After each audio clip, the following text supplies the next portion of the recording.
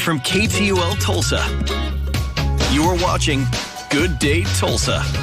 We have our favorite celebrity historian, Raffi Andonian, here. He's going to share about the history of Labor Day and how it's evolved over the years. Well, after the break, we'll be joined by celebrity historian Raffi Andonian. He's going to give us a brief history lesson on Labor Day to celebrate the holiday. Don't go away.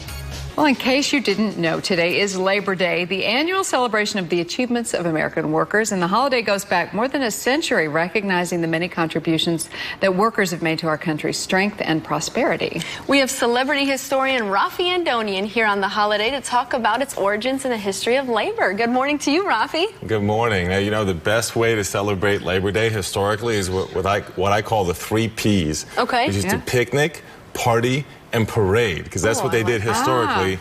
Now, of course, here you all are working, so we're violating the tradition, you know. Reminds me of the song. You know, like, she works hard for the money. She works hard for it, honey. She works hard for the money, so you better treat her right. So I got to treat you all well today, because you're here working, violating tradition. Well, thank you, Raffi. We really appreciate it. I love the little number, too. Yeah, we'll let you talk to our bosses. Serenading you. Yes, thank you. So, of course, we're talking about Labor Day. What is the origin of Labor Day?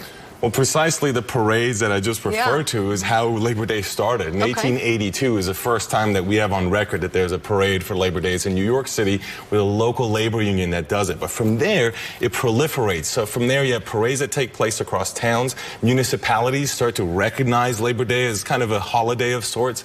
Then states start to recognize Labor Day as a holiday. By 1894, so 12 years after the first Labor Day parade, you have 30 states that are recognizing Labor Day as a holiday, and that's when the national government takes note, and Congress and President Cleveland at the time make Labor Day a national holiday. So it's 1894 is when it begins, but its origins go back a dozen or so years before that. So kind of a local movement that percolates to the top nationwide. Okay, so how does Oklahoma figure into this? How did the labor groups get started here in our state? I mean, we know Oklahoma is a state of hard workers. Sure. Yeah, that's right. It's some of the hardest, absolutely. You know, certainly in the heartland, and with some of the original, you know, stories that go back for labor. Dust Bowl and everything. That's right, and actually dates to cowboys in the territorial period. There are stories about cowboys, but the way that we can document and think about labor that we're thinking about is in things like railroads, miners, agricultural workers. So, for example, you know, the Knights of Labor, which was a huge 1880s national labor organization that was first a secret society, then it became public,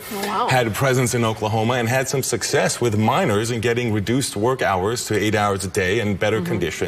You also had railroad workers of all types in Oklahoma that were organizing. So from the engineers to the operators and conductors to the car folks, they were organizing as well.